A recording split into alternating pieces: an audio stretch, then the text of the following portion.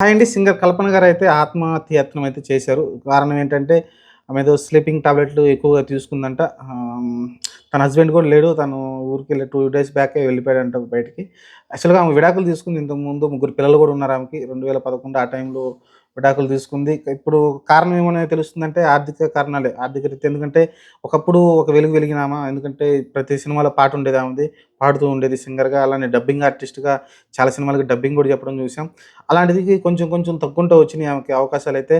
మరి, మరి అప్పుడు సంపాదిచ్చింది మరి ఎక్కడైనా వృధాగా ఖర్చు పెట్టి ఏమన్నా అంటే కొంతమంది ఇలాంటి సెలబ్రిటీసు ఓవర్ ఖర్చు పెడుతుంటారు గదా! ఆ ఖర్చు పెట్టడం వల్ల డబ్బులయిపోయినాయో తెలీదు గానీ, ముగ్గురు పిల్లల్ని పోషించేలాగైతే కొంచెం ఇబ్బందులైతే పడుతుందంట. దాని కారణంగా అయితే ఇలాంటి డెసిషన్ తీసుకుంది. అవకాశాలు తగ్గిపోవడంతోటి, ఇంక మనీ రాకపోవడంతోటైతే మేము ఫ్యూచరు అంటే ఎలా గడపాలనేది అర్థం కాకుండా ఆమె స్లీపింగ్ టాబ్లెట్ అయితే తీసుకుంది. అలానే కొన్ని వాళ్ళ భర్తనైతే ఎంక్వైరీ జేస్తున్నారు పోలీసులైతే. ఏంటి వాళ్ళ భర్త గూడా ఏమన్నా కారణమా దీనికి స్లీపింగ్ టాబ్లెట్ తీసుకోవడానికి? రకరకాల కోణాలైతే దీన్నైతే ఇన్వెస్టిగేషన్ అయితే చేస్తున్నారు పోలీసులైతే. చూడాలి ప్రస్తుతానికైతే మరి ఇది అందరికి ఫ్యాషన్ అయిపోయింది తెలిసిందే గదా! కొంచెం ఇబ్బందులు రాంగానే చనిపోవడానికి, ఆత్మహత్య చేయడానికి ఎళ్ళిపోతున్నారు. ప్రతి ఒక్కళ్ళు చాలా సెన్సిటివ్‌గా ఎళ్ళిపోతున్నారు. కాబట్టి మనం ఏం చేయలేము దానికి.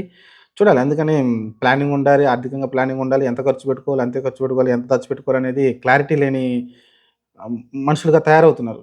ఎంత సంపాదించినా కూడా దాన్ని ఎట్లా ఖర్చు పెట్టుకోవాలి, ఎట్లా దాచుకోవాలనేది చేత కావట్లేదు.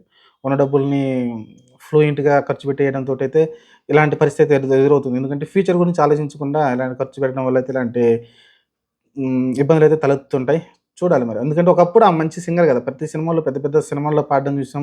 ఖచ్చితంగా అప్పుడు బాగానే సంపాదించుంటుందామె. మరి ఆ డబ్బులన్నీ మరి ఏం చేసిందనేది తెలీదు గానీ, చూడాలి మరి. ఆర్థిక కారణాలే అంటున్నారు చాలామంది. మరి లేక వేరే కారణాల వల్ల ఆహ్, ఈ డెసిషన్ తీసుకుందనేది తెలియాలి. ఇంతకుముందు గూడా ఒకసారి ఆత్మహత్యను ప్రయత్నం చేస్తే మన సింగర్ చిత్ర గారే ఆమెకి సముదాయించారంట.